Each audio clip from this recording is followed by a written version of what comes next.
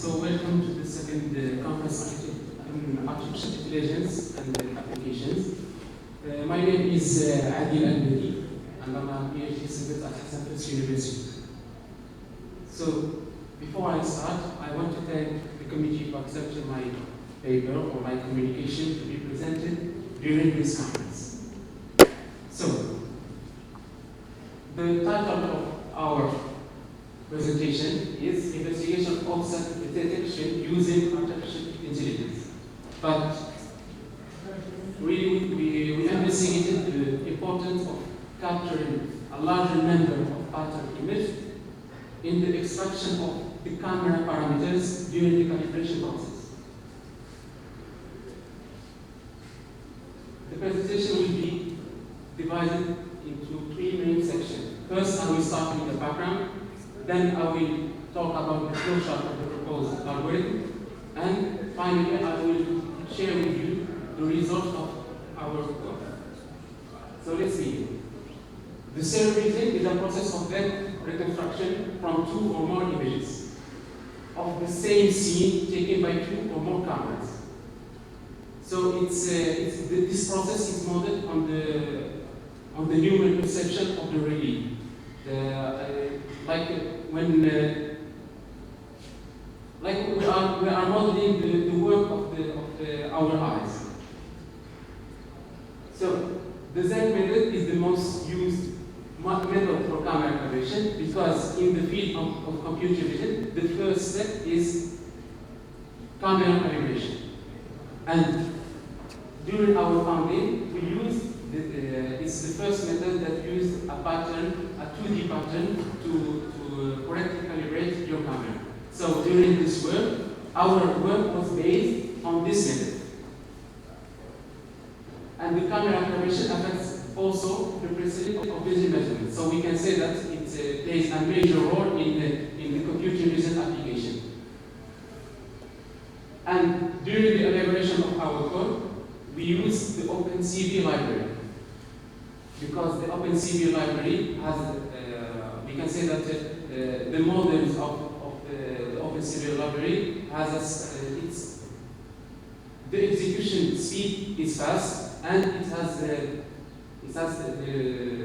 criteria that it can be a cross-platform portability, so we can use it in multiple platforms.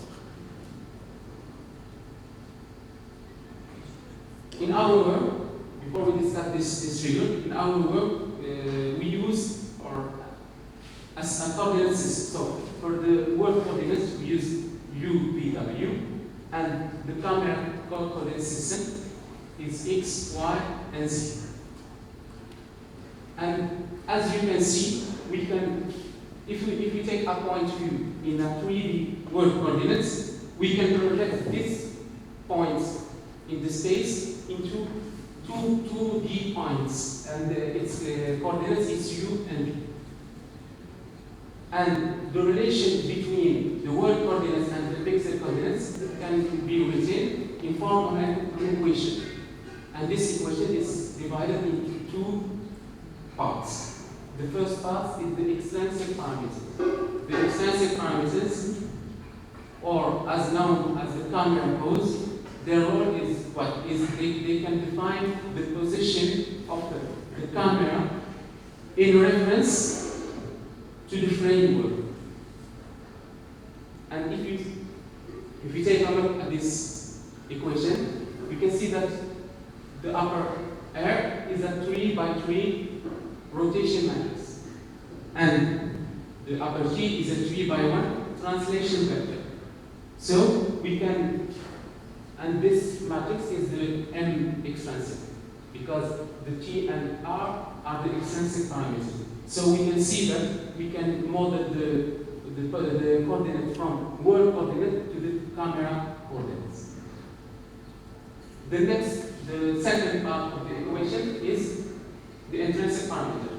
And these parameters are specific to each camera. So these intrinsic parameters are specific to each camera, and they play a role in mapping the coordinate from camera coordinate to the pixel coordinates. as you can see in this equation. So we have the K matrix where there is the intrinsic parameters. So the Px and Py are the coordinates of the possible displacement from the optical axis of the center of the image. And the Fx and Fy are the product of the focal length, the physical focal length, and the scale factor. And these two, and if you sum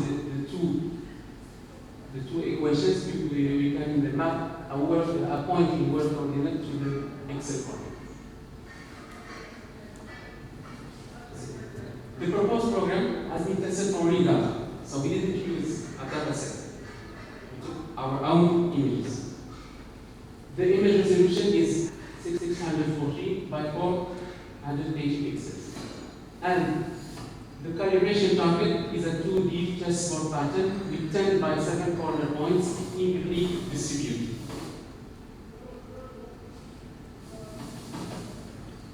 If you see, this is the major steps of our flowchart. But one point is, during this process, we took the two cameras and we fixed them on a rigid support. And the chessboard was moved and rotated in a multiple orientation so that we can see we can capture all the cameras in view. The first step was the capture. In our experiment, we took 5 groups of images. So for the first group, we took the first 17 images were the same during the whole experiment. So from the second group, we start adding 7 images. The second step was to calibrate each camera, the left camera and the right camera. And the results of this calibration is displayed in the table 1 and table 2, respectively to the left camera and right camera. And if you take a look, there is the internal parameters, because each camera, if you take a look, you can see that each camera has its own value. And if we want to have an exact value, if you want to detect an obstacle, we need to have the same, like we are going to take photos from using the same camera. So for this reason, we need a third step, is the stereo calibration. And after the stereo calibration, you can notice that the left camera and the right camera have a new fx and fy value, the same for px and py. And we are going to use these parameters in our work to determine if you want the objective is the distance between the camera and the outside. To see to have a better visualization of our work or the effectiveness of our proposed program, especially for the step for calibration process, we plotted a relative error with respect to the number of patterns. And you can see if when you start increasing the number of pattern images, the relative error for the px and py starts decreasing. So during our work, we start with the value obtained in the 45 images, in the fifth group. Before we talk about cellular rectification, you need to know that when we say a rectified image, it means that, or a rectified pair image, it means that the two pairs needs to be perfectly aligned. You can say perfectly aligned. So we can say that a corresponding point in a left image has the same vertical coordinates in the second image. So we took using our semantic as a reason. So the upper image first, you can see the original images. The second, the lower image first, rectified images. But the interesting part is when you want to find the corresponding ones, because we need to simplify the procedure. Here, if you take a look, if you want to locate this point in the left image, and you want to find its corresponding ones in the right image, you need to make a displacement in x and y coordinates. So we simplify the process for the computer, and we rectify the paired image. So we can see that if a point in the left image has its own corresponding points in the right image, they can be located in the same line. So we transform the location from a 2D dimension problem to a 1D or one-dimension problem. The last step is serial correspondence. The serial correspondence is now we have the rectified image. How can I locate a correspondence point from the left image to the right image with an accuracy? So here we have I choose this figure. Like we can see the difference. The first pair of images is the unrectified image, but the second pair of image is the after rectification. So we can see that, and you know, an image is full of features, key points, or the same thing. So in the first pair, if you take this key point, we don't have a parallel axis. So it shows that it needs to do it needs to move in the x direction and the y direction. In other hand, after rectification, the corresponding points and its correspondence is needed. So in this step, we need to use an operator to detect the corresponding points, and the grid formatter is used to during the stereo method. Qui vont, comment dirais-je, est-ce que c'est pas mieux? S'il va, par exemple, un obstacle, c'est pas juste, quand on prend une image ou bien on passe des images, est-ce que, je ne pense pas mentionner ça, mais est-ce que vous connaissez le principe de disparité? Le principe de disparité, c'est ça. Alors, moi, je peux concevoir l'obstacle. Dans le cas d'un mur, c'est un obstacle. Mais si j'ai, par exemple, une chaise et derrière cette chaise, il y a un mur, pour moi, l'obstacle, c'est, pour le moment, c'est la chaise. Alors, quelle que soit la distance? Non, on n'a pas encore testé.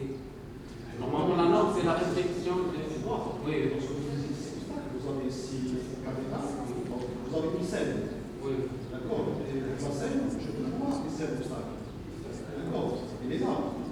Mais est-ce que vraiment c'est un obstacle? C'est une définition, c'est très important. La différence entre un ingénieur et un chercheur, un doctorant, l'ingénieur, il invente la théorie. D'accord? Là, je dis la question sérieuse. Il invente, pour inventer cette théorie, pour monter cette théorie, la première chose, les concepts doivent être bien définis.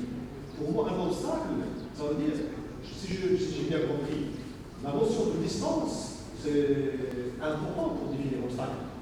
La chaise, le mur, la personne, ou X ou Y, une personne qui va à un animal qui est passé. Donc il y a ici, première chose, je crois, c'est la distance entre la personne et la chose. Donc, je dis en obstacle. D'accord? Est-ce qu'elle est stable dans le mouvement? Ça aussi, ça fait partie de la définition de l'obstacle. D'accord? Lorsque vous essayez de définir correctement l'obstacle, vous pouvez dégager, je vois, des paramètres, d'accord, qui sont intéressants pour détecter et éviter l'obstacle. Tu vois, je peux, il y a une personne qui est ici, d'accord, mais dans un moment, il ne capte pas avec un livre.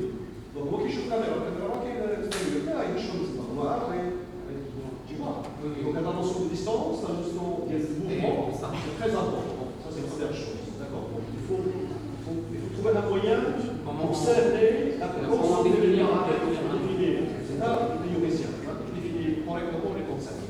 Deuxième chose, il y a la deuxième question, on voit le formalisme de ça. D'ailleurs, la question de la collègue, est-ce qu'on peut comparer parce que tu as un jugement. Je ne peux pas comparer parce que les personnes ne sont pas les mêmes,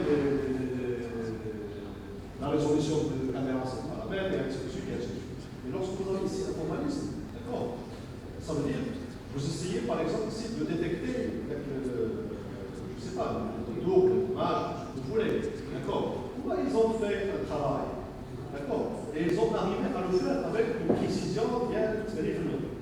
Tu vois, tiens, j'ai fait un travail, et tu es arrivé avec une précision bien 30%, à ou bien 70%, à ou bien 99%. D'accord. Là, la comparaison, toujours c'est ça. Lorsque c'est un élément de manière théorique. Lorsque je dis ici une pomme plus une pomme, c'est deux pommes. Mais si je veux faire ici une pomme plus une banane, c'est quoi ça? Comment je peux faire un son? C'est du fruit. Une pomme plus une banane plus une chaise, plus une personne. Comment je peux faire output du process de calibration des caméras? La définition des calibrations des caméras, c'est quoi? C'est l'extraction des paramètres intrinsèques et extrinsèques de votre caméra. La méthode pour calibrer, c'est ça où il y a la différence. Pour nous, on a utilisé un échiquier. Ce que mentionné, un échiquier 2D de 10 x 7 points dispersés avec la même distance. Et pour obtenir le PX, on a commencé par 3 groupes d'expériments.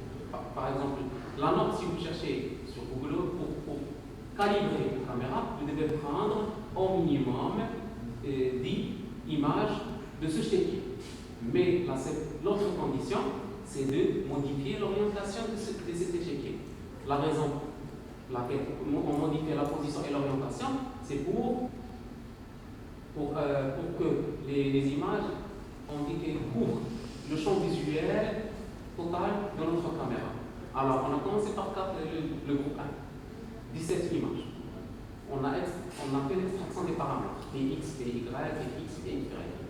Deuxième groupe, on a laissé les mêmes images, 17, mais on a ajouté autre orientation de 7 images.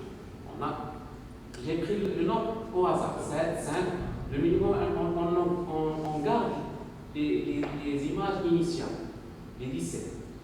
Et après, pour chaque groupe, j'ai augmenté le nombre des orientations par cette image. Et j'ai fait la comparaison. Pour chaque groupe, il y a l'extraction des paramètres. Pour chaque groupe, le groupe 1, il y a l'extraction des paramètres intrinsèques. Le groupe 2, intrinsèque. Le groupe 3, les paramètres intrinsèques. Et jusqu'à le groupe 5. Et après, j'ai calculé l'erreur. Voilà. Quel algorithme que tu as utilisé pour calculer? C'est ça ma question. Comment tu as calculé l'erreur? La valeur, normalement calculée, la valeur théorique, moins la valeur calculée, sur une valeur calculée. C'est juste un pourcentage d'erreur